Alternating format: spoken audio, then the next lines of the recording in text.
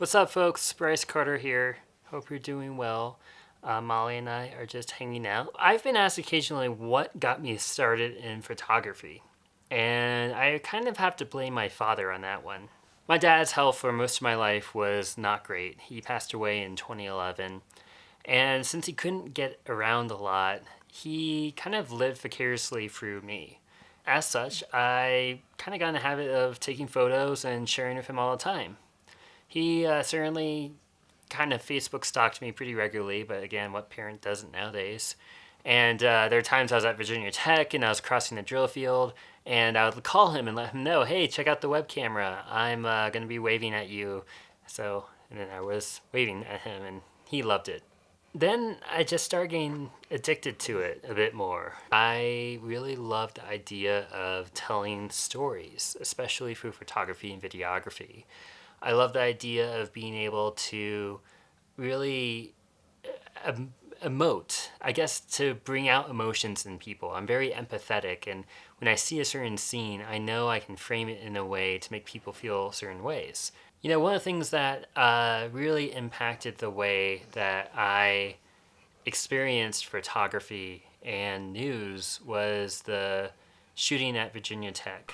It was an extremely traumatic experience. There is a lot to reflect there. What I can say is that there was the experience of the shooting and aftermath and the unknowns from that, but there was also the experience of the media. And I found myself in this whirlwind of media exposure because I had blogged. And this is 2007, over 10 years ago. Blogs weren't really what they are. Twitter and Facebook were kind of new technologies, and parents were getting Facebooks, but it wasn't really understood how powerful these tools were. After the aftermath of the shooting, got online and I was blogging, and very quickly had the media descend upon my blog and to reach out to me. Within a few minutes, I was doing an interview with the BBC. I was asked pretty rudely from the Canadian broadcast to respond as soon as possible because, well, they wanted the news story, even though I had literally just posted that my friends could be dead. I ended up in this interesting position of telling a story, but also experiencing a story. This is something that's kind of common now. People understand that's how blogs and these types of things go, firsthand accounts. Everyone's got the power of a cell phone in their pocket. But this was new, and the trauma that came from the media being on campus was a whole nother level. Since Virginia Tech is an open campus, they could not kick out the media from being on campus. I mean, we're talking about hundreds of news outlets from all around the world. They tried to get into dorms and try getting access to the students to help find the stories. There were about 1,000 reporters here representing 280 news organizations, 60 of which were from overseas. The world wanted to know what was going on, and that's really the role that the media serves, not only in our society, but worldwide. But then at the same time, people that were trying to experience and just reflect and try to cope with the trauma that has occurred and the loss of friends and family, there was no escaping this media onslaught. Wherever you would turn, there was another camera in your face. I had one interview that I was actually very interested in. It was MTV News, because I felt like they could tell the story correctly. They could actually listen and engage with us. They're part of the youth. And I really appreciate that, and they were really sincere in how they reached out to me. And so I agreed I would meet with them, empowered to be an ambassador of our university and to really hold up the fact that we are Hokie strong and that we are united and that we will overcome this tragedy that has befallen us. And just as I met with the MTV crew, Geraldo Rivera from Fox News came up to me.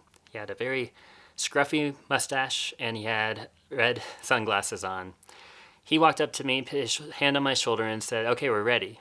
I looked at him, I just met with the MTV crew, looked at them, and they kind of looked at me and like, what?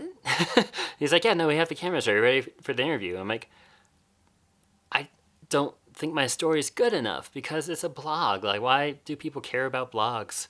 And he just kind of looked at me and he's like, "Aren't you the kid that jumped out the second story window?" "No."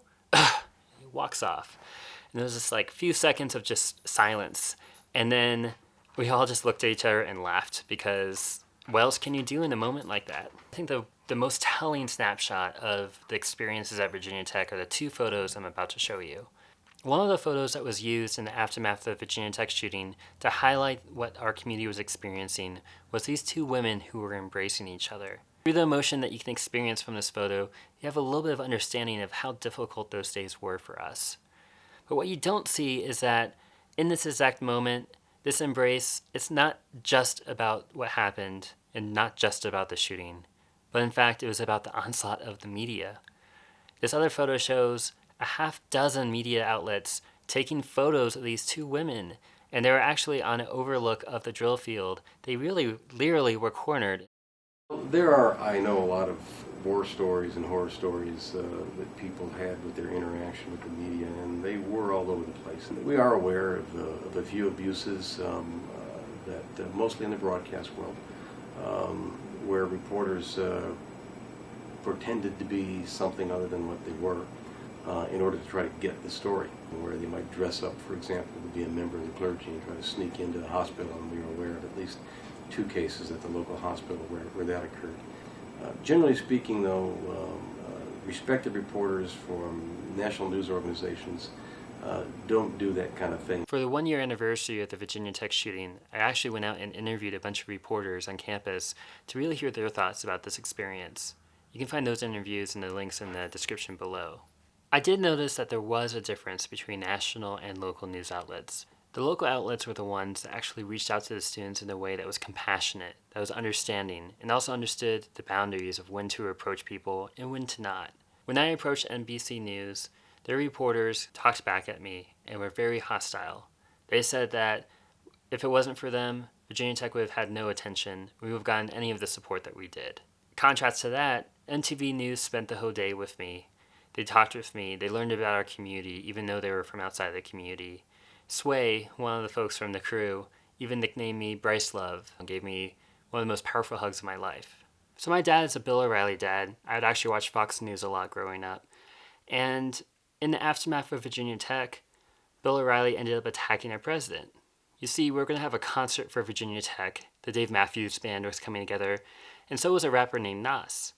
Nas, 7 or 8 years before, had rapped about murder, and so Bill O'Reilly said that that was unacceptable. So unacceptable, his viewers should actually reach out to our president and say that he should resign. This was so insulting because this was like another attack on our campus. So I sent in a quick note to the O'Reilly factor, basically expressing my disappointment and saying that this is just another attack on our community. Leave us alone. What was interesting is that it aired, but they actually paraphrased what I wrote and changed the context of what I wrote. Bill O'Reilly could just dismiss me, and it was a wake-up call for me. For the sake of it, my dad actually ended up not becoming an O'Reilly fan. He really was disappointed by that experience. He started thinking differently when it came to Fox News, because it wasn't really news. It was actually opinions, and it wasn't really just opinions, but it was instigation. It was about trying to create conflict to get more viewership. Over the last decade, we've seen an erosion of trust of the storytelling that media can provide. Part of it is because we have cameras now that are high quality and vastly available. We have people being able to tell their own stories. The on-the-ground journalists are having a harder and harder time to be able to elevate the right stories because there's not a lot of money in it. What I learned from my experiences is that there's a difference between agenda setting and storytelling. And what I want this blog to be is storytelling, to be truthful, to be curious, compassionate, and connected with our community. Every single lens only has so much of an angle it can capture. I want to double down and figure out how to tell these stories better and to share them with the world, because these are the ones that are going to be most important to all of us. That's enough of me rambling. Thanks for listening. I'll see you next time.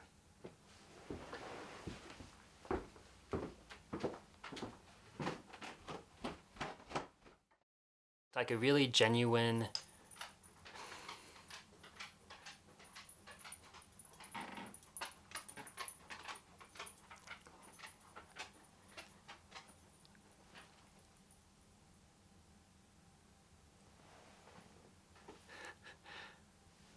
You're okay. Oh, no, you're okay. Oh, I know this has been. This has been traumatic. Oh, I know. Hi, hi. Oh, yeah. This is Molly. She's 75 pound lab mix. She's a brindle color, and we love her to pieces. Say hi to everybody, Molly. Hi. Oh yeah.